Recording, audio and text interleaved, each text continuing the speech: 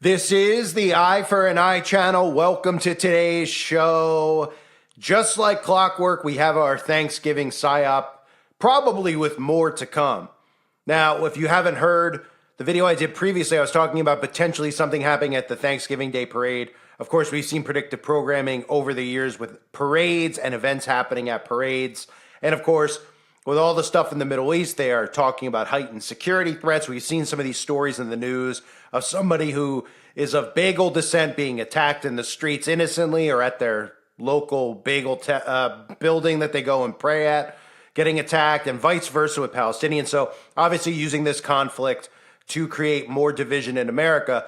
And that's exactly what we're seeing here. You might remember a few weeks ago I talked about when all this stuff started in the Middle East, how the border was going to be used as a potential false flag or a psyop. Now, I don't even think that this is the one that is going to come. I think there's going to be bigger ones to come, and I don't think they're going to actually happen at the border. I think they're going to happen in the country, and then they're going to blame it on the fact that these people were able to get into our country. But that's exactly what they're doing here, and they're even doing it at the actual border. So if you haven't heard, at Rainbow Bridge, I keep wanting to say Ruby Ridge, but Rainbow Bridge, Ruby Ridge, for those of you who know, is another United States of America false flag government event that occurred. But, well, it wasn't a false flag necessarily. It was an event where the government went rogue on civilians, I should say. And that obviously led to a lot of other things in this country, like Waco and with the Oklahoma City bombing, et cetera, et cetera. So what we had was a car. I'm going to show you the news clip. Supposedly had a bomb, right? So here's where you can start seeing the divide between the left and the right, is the way it's being covered. Liberal media, right? Again, it's all controlled media, but liberal media is saying that conservatives are crazy to think that it's a terror threat, right? Conservative media is calling it a terror threat and pointing at the border, saying if we didn't have wide open borders, this stuff would not be happening. And now we're seeing the borders closed between upstate New York, Niagara Falls, where this occurred, and Canada. And again, the video I did earlier was talking about potential hit in New York City. So here is a potential event in New York City. It's not a huge catastrophe type event, although I believe there are some casualties. But there's going to be a lot of divide and conquer using this. There's going to be a lot of hurting using this because, of course, they're going to use the border narrative. The border narrative is huge. Civilians are going to believe when we're attacked from within that it has to do with these crazy people from other countries getting across our border, when in fact it's going to be from within. It's going to be our own government who's creating these events in our country, blowing up buildings, etc., and then pointing at the border because they expect us to point at the border and shrug their shoulders and say, oopsies, oopsies. And of course, the psychopathic communist liberals will be fine with it because they'll do whatever Big Brother tells them. So here's the story from Rainbow Bridge. We start with breaking news first. The FBI is investigating a vehicle explosion at the Rainbow Bridge crossing in Niagara Falls, New York. Authorities say 2 people died in what is being reported as an attempted terror attack. Authorities have closed all 4 international borders between the United States and Canada. The city of Niagara Falls says the vehicle was attempting to enter the U.S. at the time of the incident. Fox News is reporting at least 1 person suffered minor injuries in the blast. Authorities have closed all bridges and government buildings in the area. The Buffalo Airport says travelers can expect additional security measures and screenings as well. As more information comes out, we're going to bring you updates when we get them. Right, Chris. So I'm including the reporting of my colleague Jonathan Dienst and I. 4 senior law enforcement officials briefed on the matter tell NBC News that a vehicle apparently approached this checkpoint or inspection building at a very high rate of speed, hits that structure, catches on fire, and then explodes from there. However, and I think this is potentially quite important, and of course this information is early, it's subject to change as evidence comes in, but an initial sweep of that vehicle did not indicate that there was a secondary device. So in other words, there's no indication at this point that there was a bomb on board this vehicle in any sort of way. So that's the first thing.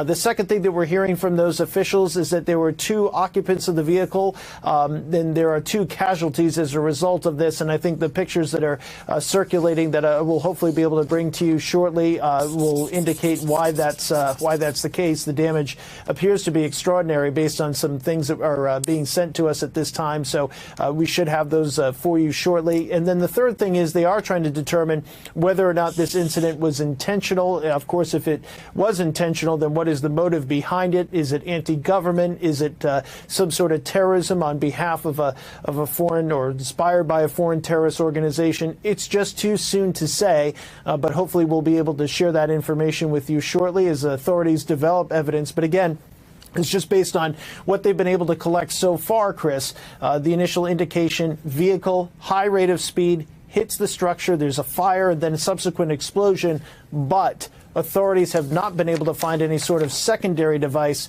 So the feeling in law enforcement circles is that it's not a VBIED, which is a vehicle-borne improvised explosive device. And so that's where this stands. As we get more, as we start to develop any sort of information from our reporting on the identities of these individuals and what may have happened here, of course, I'll jump back on with you right away.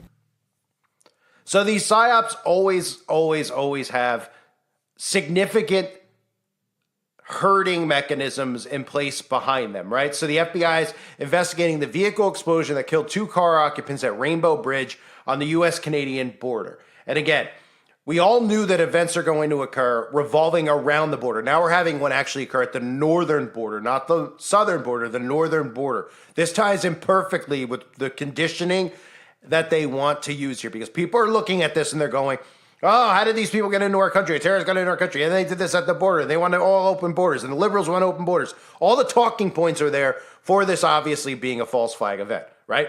So it ties into PSYOP as well, because this is how the psychological operation works. So by PSYOP, this is an operation on your mind to eventually herd you in a different direction and convince you of another event that occurs and why that event's actually occurring, right? So they're using the open borders to be the boogeyman in the future for a September of 11th type event in the United States of America. So 2 dead after the vehicle exploded at Rainbow Bridge. Remember, again, like I said earlier, liberal media reporting that it's just a car that crashed. Conservative media reporting that it's a car bomb, that it's these people wearing towels over their heads, okay? This is obviously done by design.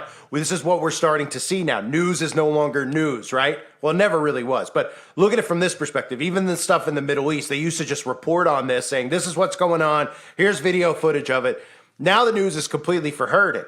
Now what we see going on in the Middle East, which of course is all controlled and created by these people who are working together, they're using it where the media is taking sides. So one side supports this side, the other side supports that side, even though the one ultimate side, the one that eats the bagels, is behind all of the media and behind this entire event because they control the terror organization that's supposedly responsible for it. So the media is going to be used with different talking points. That's how crazy this is getting. Conservative media has their talking point, liberal media has their talking point, and nobody ever reports on the news, and nobody seems to care and point a finger at all the mainstream media as being the ones responsible for what's going on in the world right now. They are responsible. They're hurting people. They managed to use the mainstream media to get how many billion people to put poison in their bodies? All of that was done through the media. None of it would have occurred if there was no TV or internet. Not one person would have poisoned themselves, right? So they're using the media for so many different things, including behavioral mechanisms, as we see, and of course, poisoning people's minds and judgment, and of course, taking morals away from people. So the vehicle exploded at a checkpoint on the American side of the U.S.-Canada bridge in Niagara Falls Wednesday, leaving 2 people dead and prompting the closing of a 4-border crossing in the area. There was no immediate information on the cause of the explosion, but it raised concerns on both sides of the border. Justin Trudeau said officials were taking this extraordinarily seriously, and the White House said Joe Biden was closely following developments. Another narrative that you see constantly used, and you'll see it trending on Twitter or any of these places where people just talk, you know, they call them the public forums. Biden's on vacation, right? Now, obviously, it's Thanksgiving week, so a lot of people are probably on vacation. But this is another narrative they love to use to gaslight conservatives, that he's always on vacation.